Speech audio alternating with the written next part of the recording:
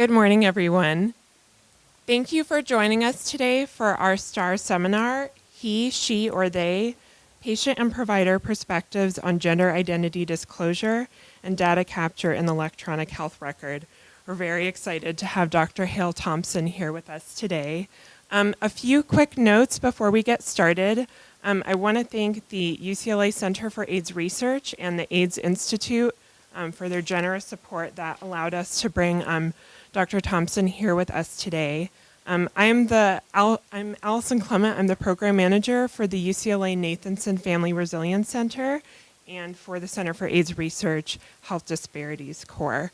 I just want to let you know that in case you have not yet realized, today's seminar will be filmed and it will be placed on YouTube following the presentation. The video will be unlisted, but the link will be available on the NFRC website, and we'll be sending out that link as well afterwards. I know there are some people who really wanted to join us today, so they'll be able to view the presentation afterwards as well.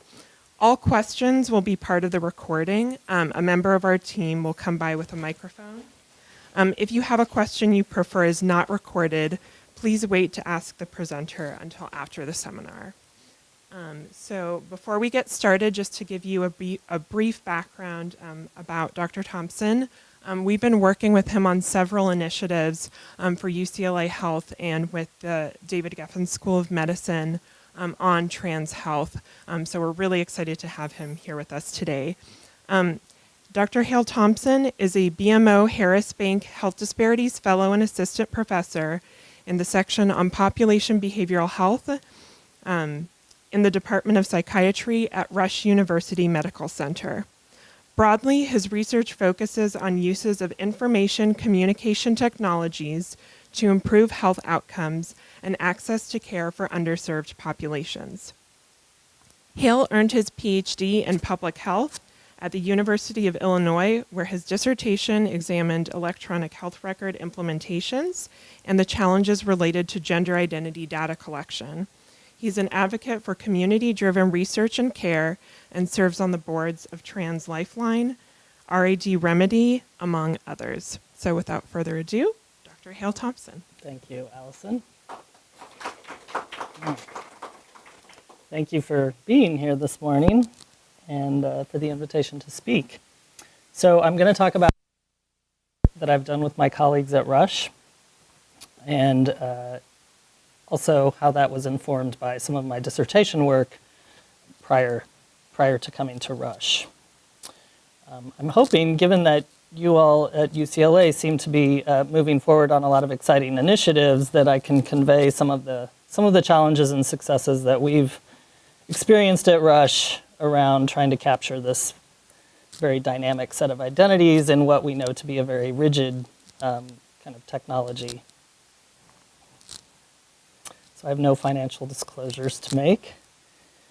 I also want to acknowledge some colleagues. The first three are physicians from Sutter Health up in San Francisco. And below is Dr. Allison Weathers. She used to be the Chief Medical Information Officer at Rush. And together, Sutter and Rush have presented at several conferences on this topic. So I've learned a great deal from all of them going along. And if we have time, I want to show you some of the work that Sutter has done with their system. So the learning objectives, I added one at the end here to delineate possible solutions to barriers around patient gender identity disclosure. So to let you know what we're doing today, first I'm going to outline from the Rush perspective, SOGI, sexual orientation and gender identity. SOGI is the acronym, data capture. And then the second half will focus on the patient perspective on disclosure. And then at the end, we can workshop a case and answer any questions. First of all, why is it that we want to capture SOGI data? At the policy level, there's the Affordable Care Act and Meaningful Use that have incentivized providers to use electronic health records and shift towards population-based healthcare approaches. So EHR technology and the idea of big data, for example, enables providers to scale up their analyses of clinical data and more effectively address health disparities. So to do LGBT population health, providers really need the capacity to capture sexual orientation and gender identity in the record. But beyond policy, there is a need to capture this information to do more patient-centered care. As a clinician, having this technology, as well as the training to remain open to gender fluidity or expansiveness, can mean collecting a more accurate patient history and providing better care, but also building a more trusting relationship between the patient and provider. I think the challenge is like I alluded to a minute ago, is that these systems are very much constructed around the sex binary and around binaries in general. So just because you are able to capture gender identity, you figure out how to capture it in one place, like in demographics or in social history, it doesn't mean that that information is going to migrate to other parts of the record, such as billing or lab or medication orders, or best practice alerts for these sex-based health maintenance preventative screenings like breast exams, prostate exams. So that's the challenge. So this is a very common way that providers try to capture sexual orientation and gender identity in their records. And I had to rebuild Rush's because the screenshot was impossible to see. But up until just last year, Rush was capturing SOGI data like this. So the provider would ask the patient, what is your sexual orientation or gender identity? And give them these 5 options. So forcing the patient to make a choice between gender identity and sexual orientation as if they are mutually exclusive categories. So while cisgender people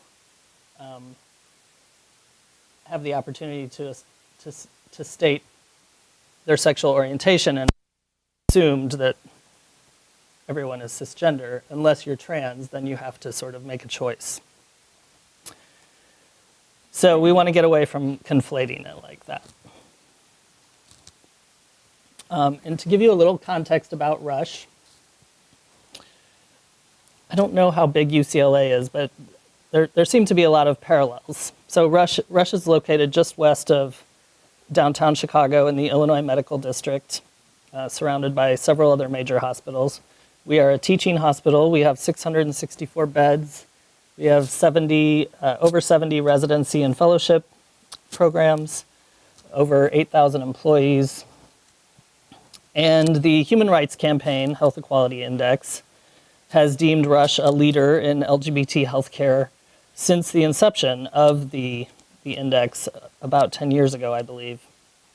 And Rush is actually the only hospital in the Midwest to have achieved this. And I think it's largely in part due to the work of our LGBT Diversity Leadership Committee that is made up of several working groups that coordinate and move forward initiatives in domains of policy, infrastructure, facilities, care, education, and training.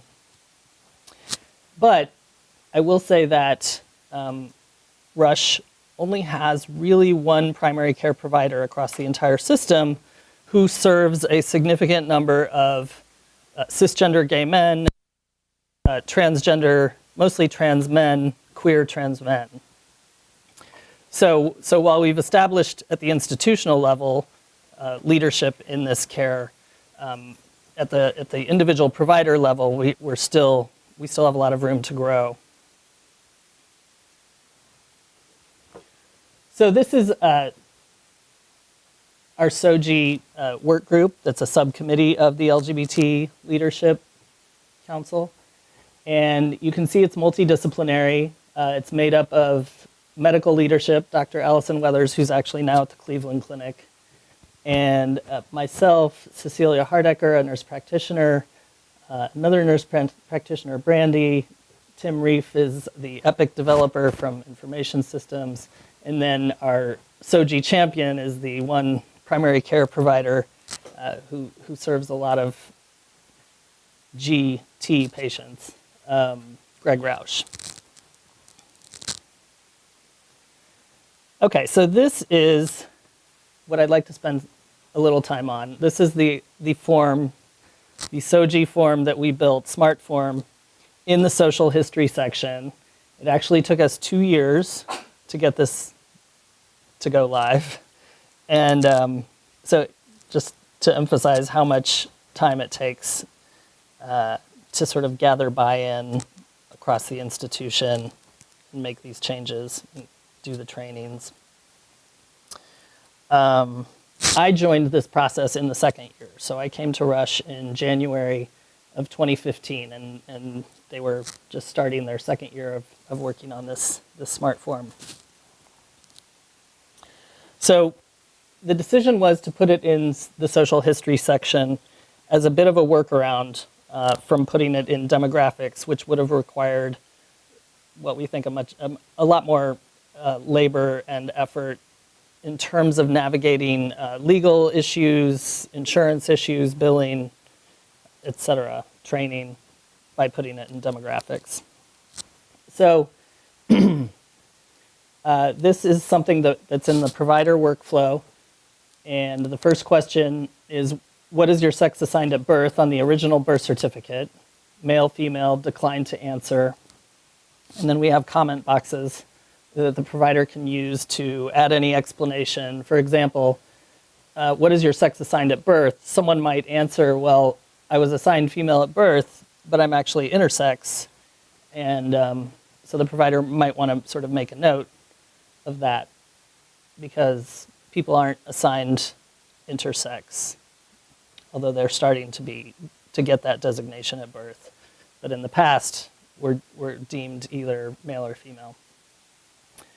Current gender identity is the next question, and we advise providers to ask the question, which of these best describes your current gender identity, because we only have a few choices, and they're not very descriptive of the numerous gender identities that exist across the spectrum and that change frequently over time and space, region.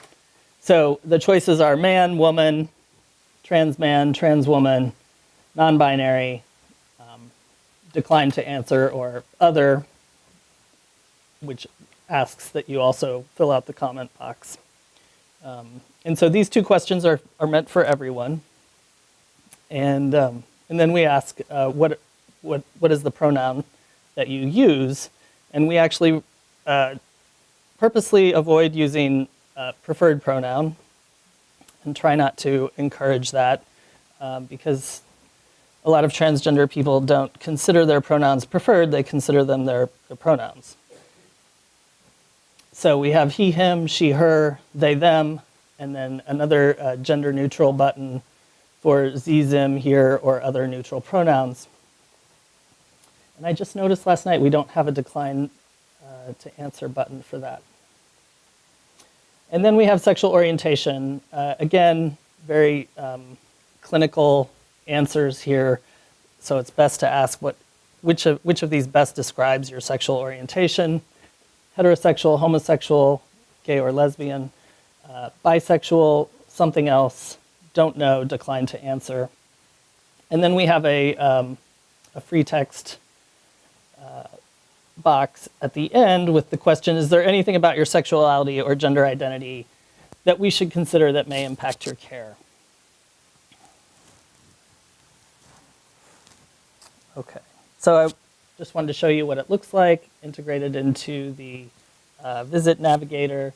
This is meant to be part of the provider workflow, emphasizing the physician, but the nurse practitioner or nurses can also use it as part of their workflow. It is not part of the MA workflow purposely because the MAs often are asking questions of patients in less than ideal setting in terms of privacy. So we also have a chosen name in the header, and Epic calls it preferred name, and we haven't changed that. Again, I think a lot of transgender people don't like that term preferred. It's their chosen name. But I think this is also a really important field for everyone, because there are plenty of cisgender people who do not use their legally given first name.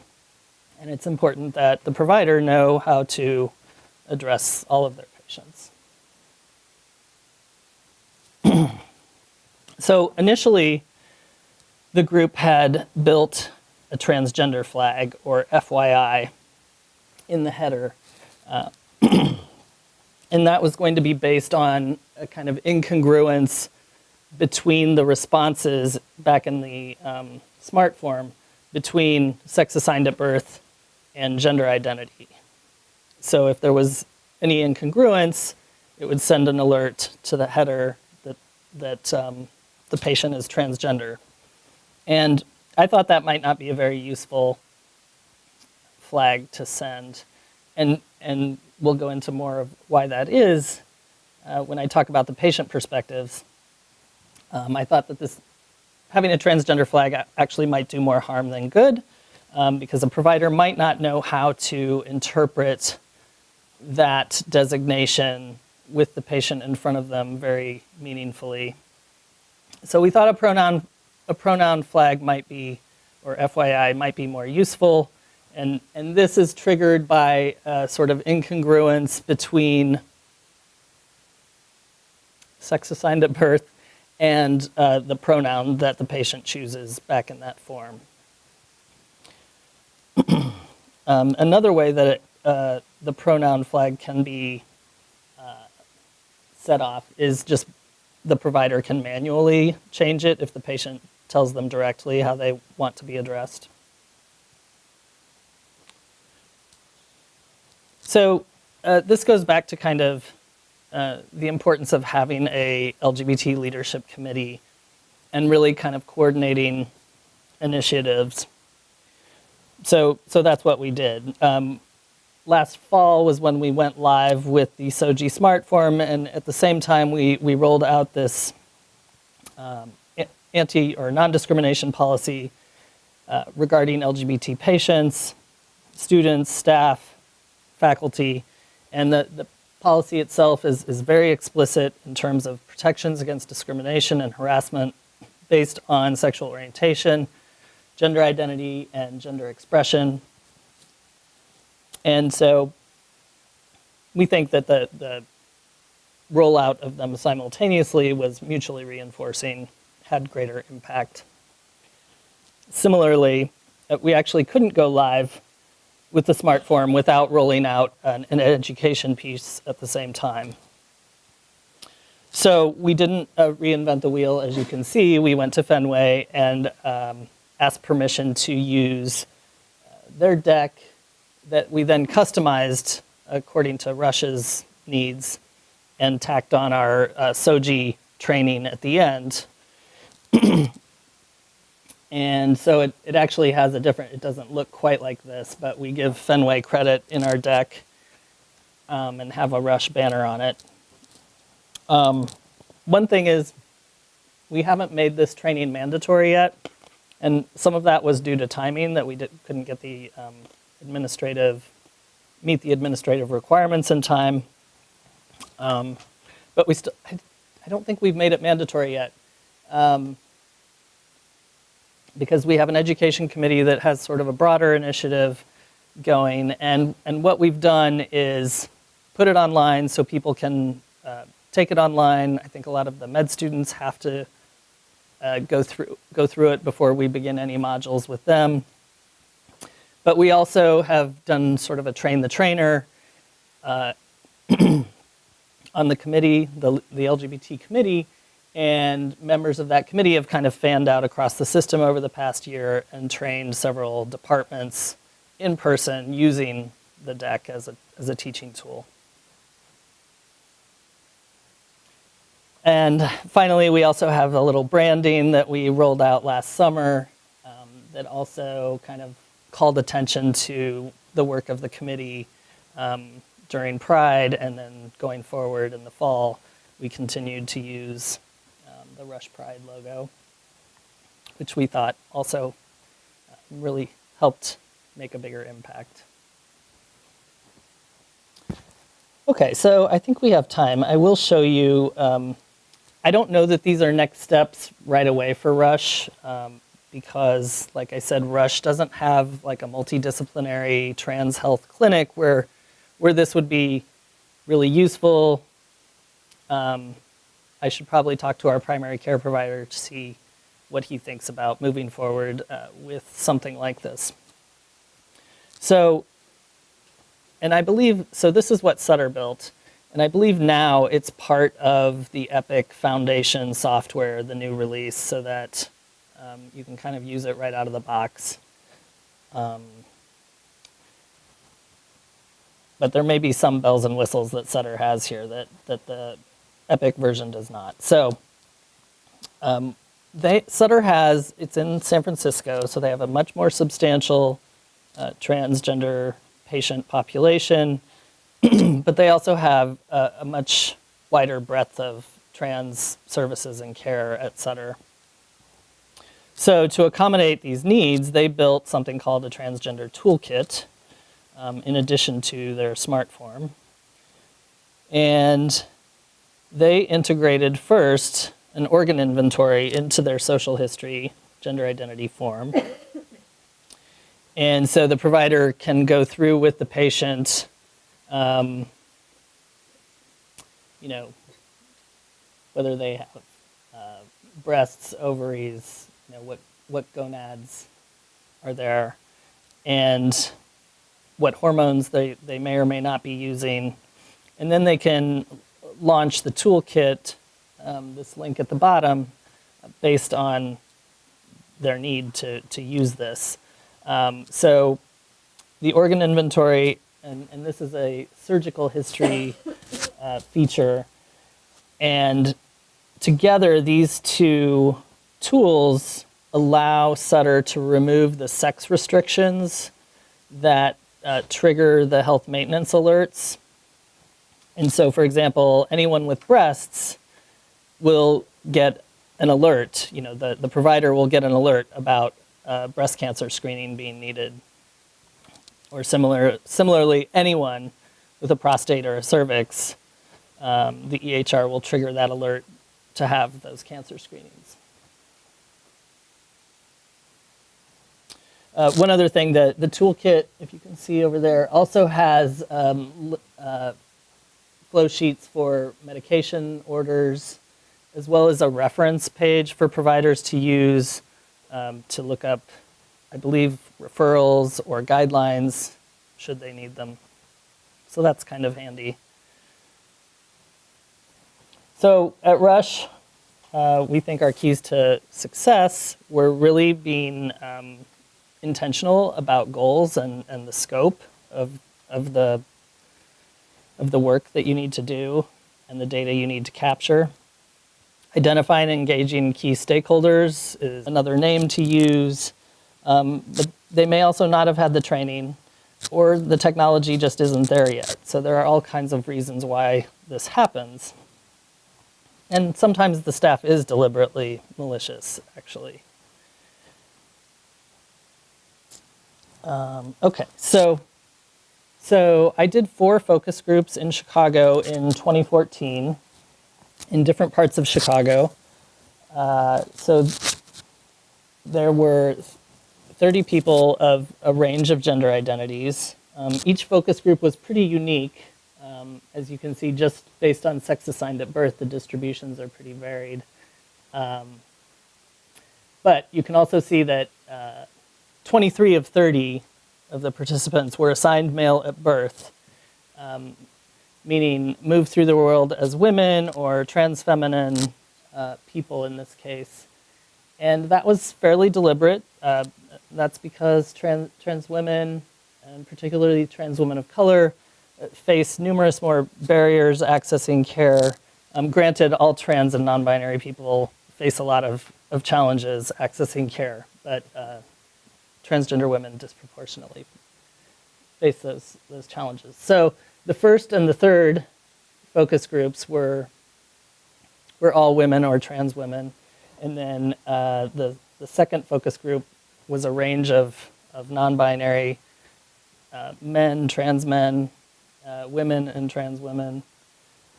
And the third group was all assigned female at birth. One was non-binary, and one was male identified, one was trans male identified. So here you can see that, well, first let me say, I gathered this data during eligibility screening. So this is what they were telling me they identified as in order to qualify for the study. So just going back to sex assigned at birth, a lot of particularly trans women had really resisted telling me what they were assigned at birth because they don't identify in any way with being assigned male at birth.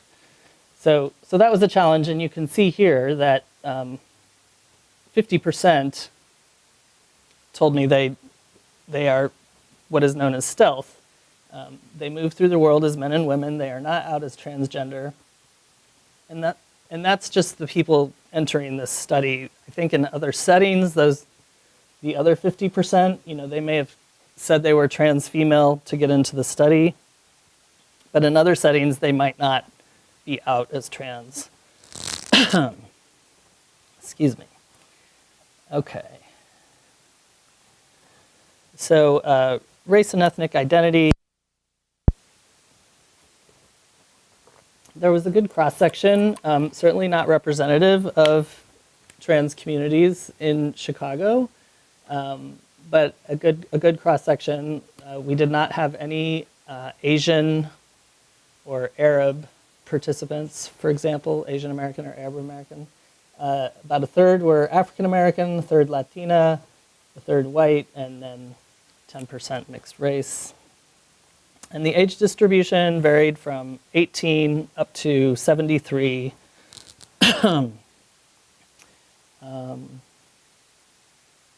Yeah, so the two trans women groups, group 1 and group 3, averaged around low 30s.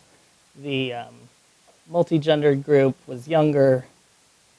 And then this last group was the man and the trans man were 50 and 60 years old, so they threw up the mean a little bit.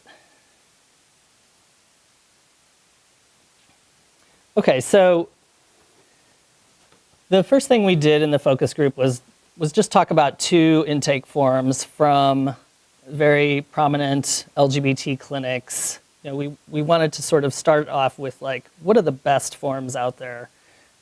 So we took a form from the clinic in Chicago, and then another one, another clinic in a major U.S. city.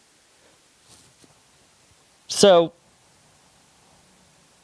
these are forms that are typically filled out in the waiting room and then given to a front desk person who then inputs them into their system, at least at this time 3 years ago. This has probably changed. So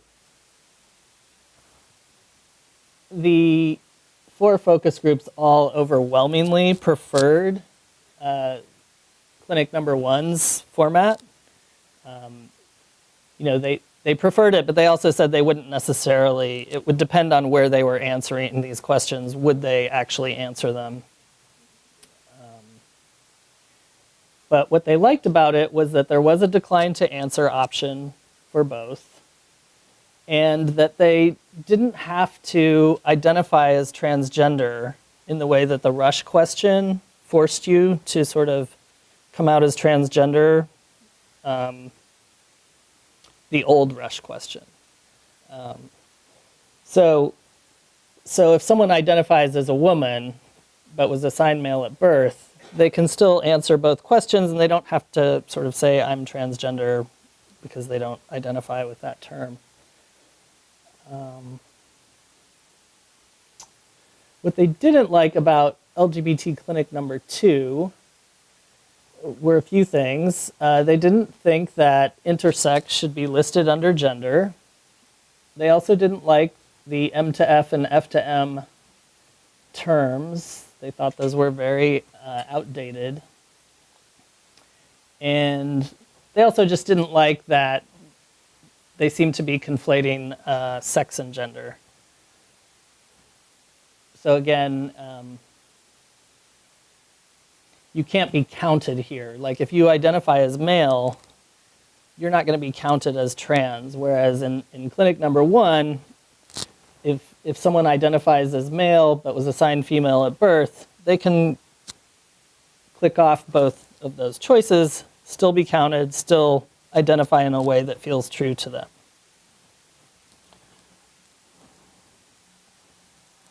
So I did these focus groups in the fall of 2014, and by January of 2015, both of these clinics had uploaded new forms to their websites that reflected actually some of the points that we discussed in the focus groups.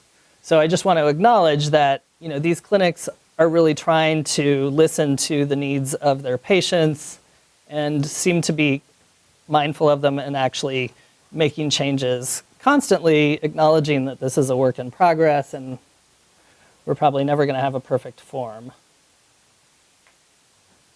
So I want to share a few key quotes from the focus groups just so you can get an idea of how these broader themes emerged. So this was a female participant, does not identify as trans, and she says, at the end of the day, talking about the form and filling it out in a waiting room, at the end of the day, this is a registration form. You're giving this to the person who's registering you. For me, that could be a safety issue, because how do I know, after I've identified myself as male or whatever the case may be, this is a very small world. We may be in public, and girl, you may point me out and tell this person, oh girl, that is a man. So this is one of the participants that really resisted acknowledging her sex assigned at birth when she came into the study. She's not out as trans. She moves through the world as a woman. She doesn't use an LGBT clinic. She used a kind of a very under-resourced community clinic in her neighborhood in Chicago. And she really only wanted her doctor to know kind of her business. And so she was kind of upset about the forms that we discussed. Like, she didn't want to have to disclose her sex assigned at birth in this kind of form. And she also shared with the group that at one point, the front desk person at her clinic did find out her legal sex, which was still male. And he tried to call the police on her when she was using the women's bathroom at the clinic. So like real safety issues happening while trying to access care.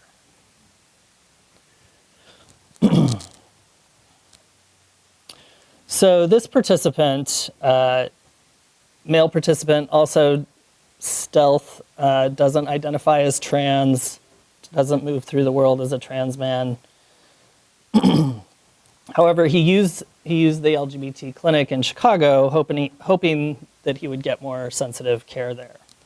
So he says, at the LGBT clinic, I filled out this form several times, and the nurse comes in and confirms everything, and the next doctor interprets what was entered in a totally different way, and he's misinterpreting this.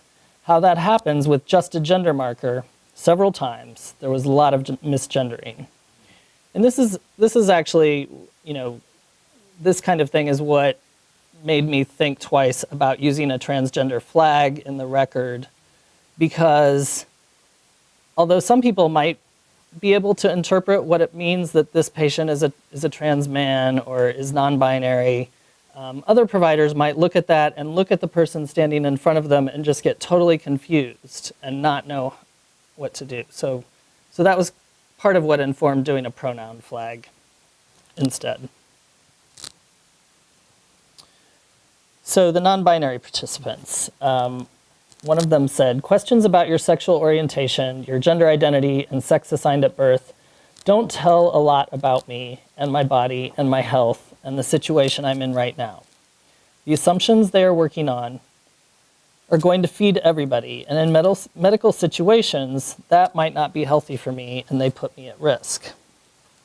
So 2 of the 3 non-binary participants expressed great frustration with their current care. The 3rd person actually loved the care they were getting at the youth LGBT clinic in Chicago. But the 2 others talked a lot about feeling invisible when they would go to the doctor. So their pronouns would be ignored, constantly misgendered, and also, as the quote indicates, subjected to assumptions that their doctors were making about what their non-binary status actually meant. And a lot of them interpreted that status to mean that, oh, this person eventually really wants to go on hormones and do the surgery. And actually these 2 were, at the time, felt they were not at all interested in that in the future. And so these kind of assumptions or stereotypes, they felt like often derailed the purpose of their visits. So both of them said that they tend not to come out anymore as non-binary during their visits. So they're still getting misgendered as like women, but at least they're not having to kind of do a lot of education around trans stuff. So participants actually didn't paint an entirely negative picture. They also talked about some of their positive experiences with care and with data collection. Some of the participants agreed that the best staff and clinicians shared various intersections of their identity and experiences. So whether that was immigration status, trans status, being a person of color. So this participant, also female identified, although she kind of went back and forth asserting her female identity and then her identity as a trans woman. Anyway, she said, one is a Filipino doctor, the other is from Nepal, and they are, to me, the 2 best doctors that a transgender can ever have. They were so understanding from the get-go, and they didn't know anything about transgenders when I first met them. We learned together as we went along, but those were the type of people that we need more of on this earth. They are wonderful doctors. Similarly, another female participant says, most of the caseworkers and LGBT clinic, most of the caseworkers there are transgender. They help out a lot. They help you find a lot of stuff you need. For the trans patients that don't have insurance, they help you get insurance, the hormones, the necessity stuff that you need. So the major themes that came out of those focus groups, basically that everybody seemed to appreciate the 2-part question for the reasons we talked about, or that I talked about. I will add that Greta Bauer, a researcher, and her team out of Toronto have come up with a 3-part question, and they tested both questions in a study and found them both to be pretty effective. So there is a 3-part question if you're interested in researching that, that actually offers a little more flexibility, as you might imagine. So the other theme was that gender identity disclosure, even if there's a 2-part question, depends upon the context. So that 2-part question won't necessarily elicit a disclosure.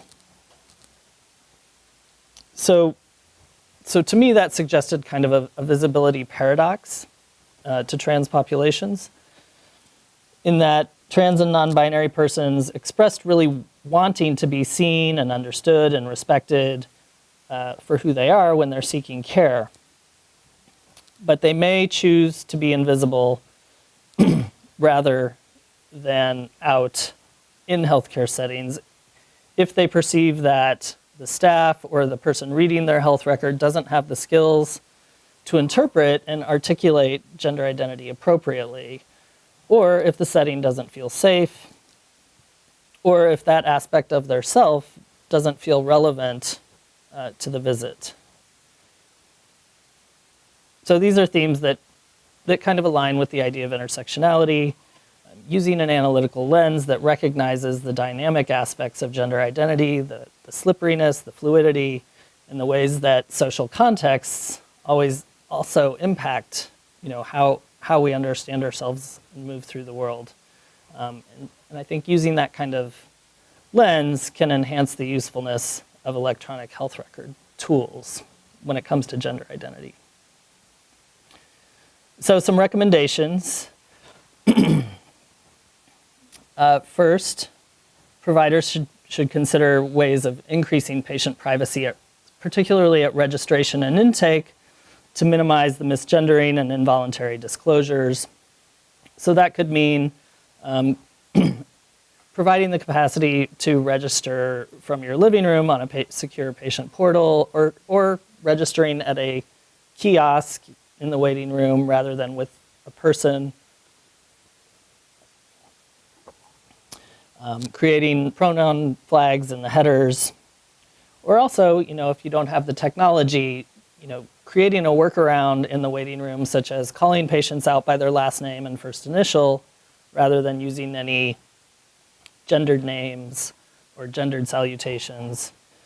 The other recommendation is to really consider hiring more staff that reflect the patient population served. So in the case of my focus groups, hiring more trans and non-binary people, immigrants, persons of color, and then providing the education and training to staff at orientation annually, but also providing some patient education around the privacy of that data and the limits to that privacy. A lot of patients don't understand that just because a provider may have their pronouns right and use their chosen name, that the insurance billing goes out and the lab orders go out with legal names and legal genders. And to that end, think about providing the means or resources to help patients get their gender markers changed if that's what they want to do, or get their legal names changed if that's what they want to do. A lot of patients don't know where and how to find the resources to do that. And the other thing is, I think we should explore ways for patients to have more control over sensitive gender identity data in the record. So, and I think Epic might be exploring this, ways of limiting sensitive information to your primary care provider.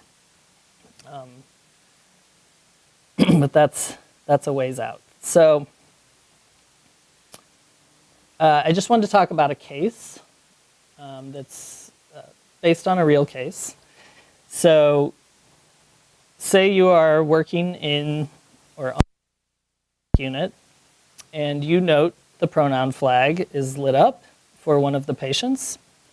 So you use that indicated pronoun. Let's say in this case it's they, them, gender neutral pronoun. But then when you use it, the patient denies gender neutral pronouns when you refer to them during a group. So what might the appropriate response to that be as a provider? Basically just to acknowledge the patient, what they're telling you, apologize, and move on, acknowledging that you will use the correct pronoun. So an inappropriate response might be to say, well, your electronic health record says right here that your pronouns are gender neutral, so I'm not sure why you're telling me this. Not to make an issue of it or to deny the patient what their choice is. Possible solution to prevent this in the future. So first, thinking about how did this happen? I mean, either it was an error, but that seems unlikely that a gender-neutral pronoun somehow got ticked off in error. The other thing it could be is that the patient has just changed their mind. The third thing it could be is that the patient disclosed their they them pronouns to their primary care provider at another time and place when it felt safe to do so, or maybe they felt safe, or maybe they felt really vulnerable in the emergency room and were working with someone they felt okay telling them, because maybe that was part of the reason somehow that they were in the emergency room. But by the time they got to the psych unit, either the staff didn't see the flag and had been using a different pronoun, and the patient did not feel safe to assert their pronouns.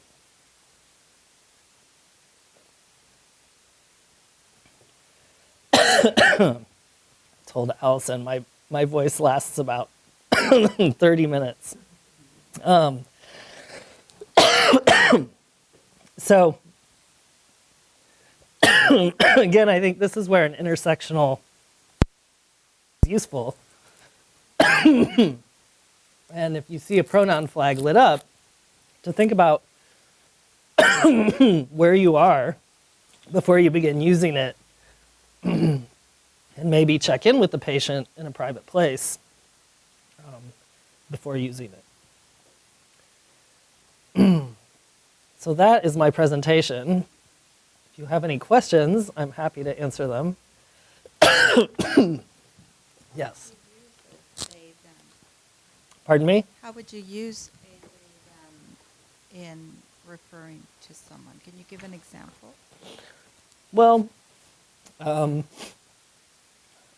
talked to my friend Shannon today, and they said they went to a movie last night and they really liked it, and then they went out with some other friends and they got home around midnight and got to my meeting with them today late because of it.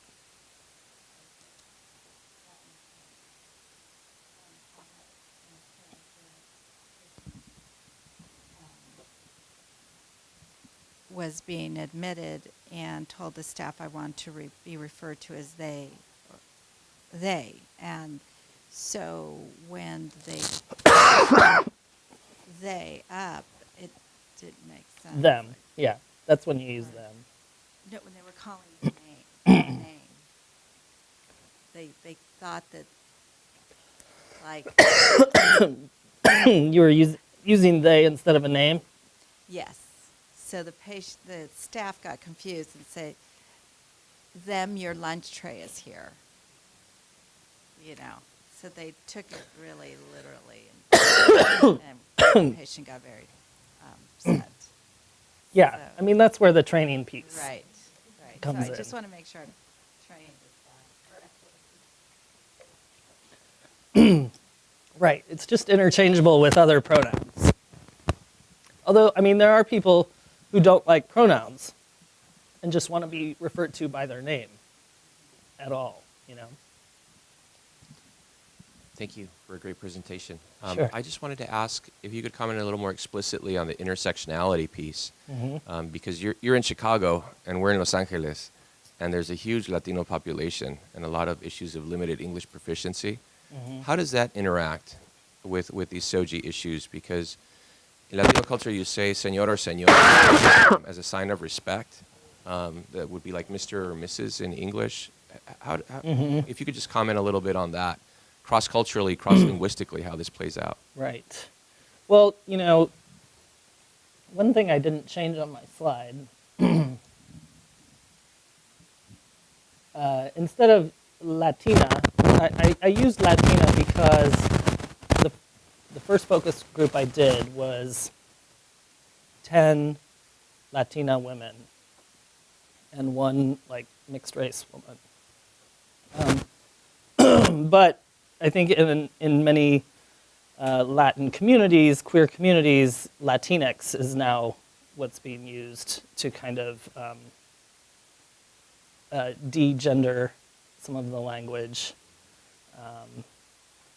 But I mean, I'm not sure. I think I'm not a Spanish speaker, but I do know, like in English also, we love to gender our language, like yes, ma'am, you know, yes, sir, you know, Mrs., Ms.,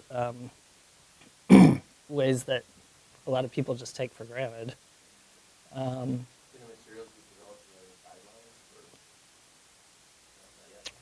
Mm, for Working across languages or across ethnic and cultural groups?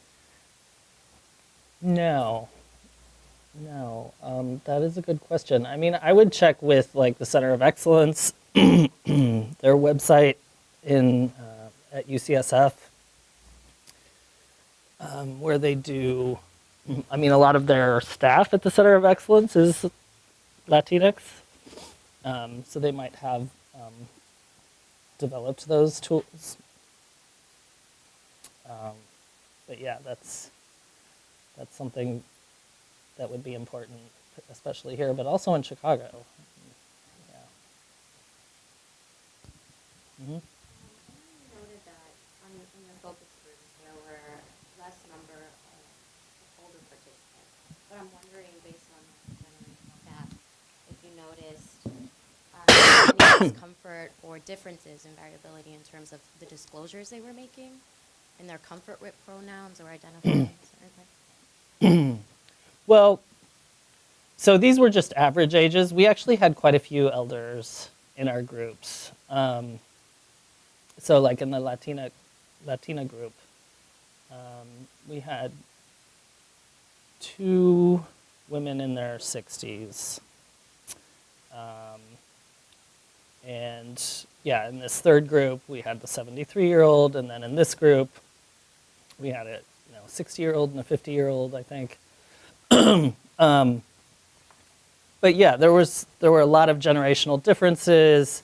I mean, the stories that the elders were telling, I think the younger adults were really in awe with kind of the way people had to move through the world.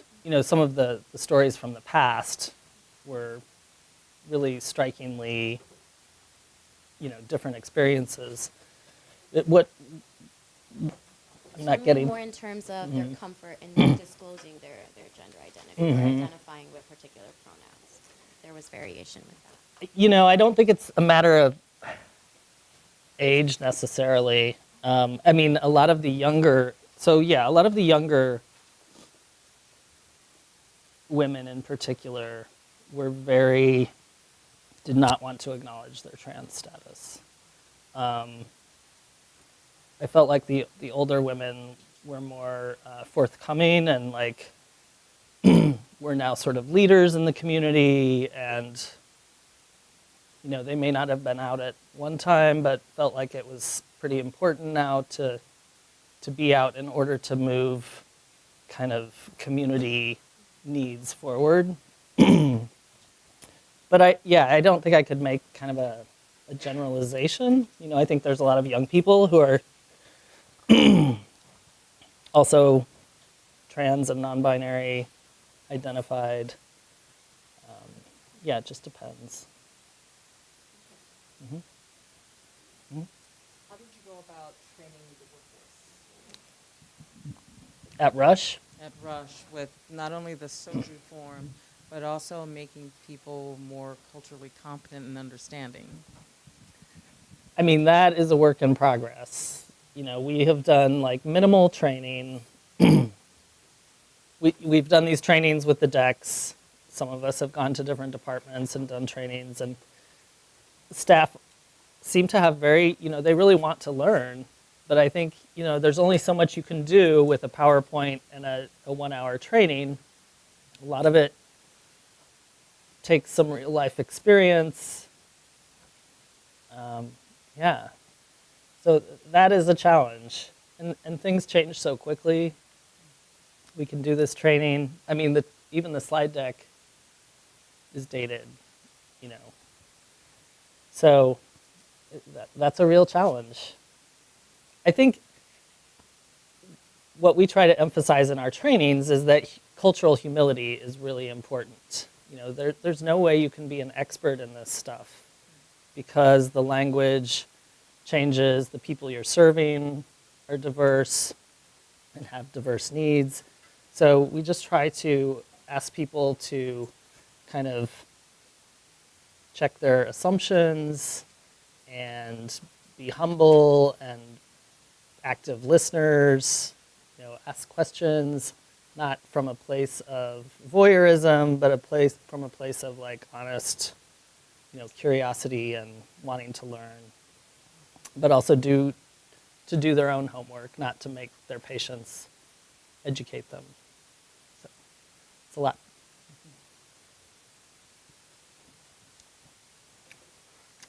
Okay. One more question?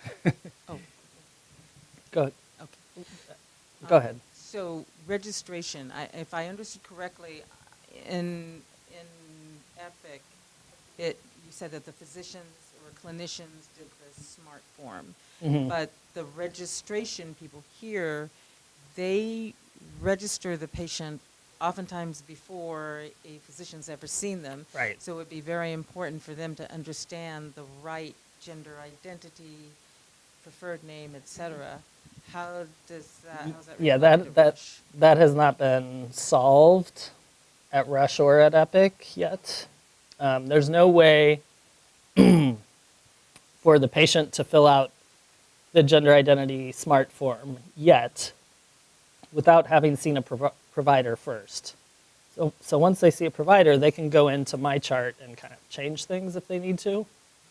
But they can't do that at the outset before seeing anyone, before registering. But I think, that's also something that's being worked on.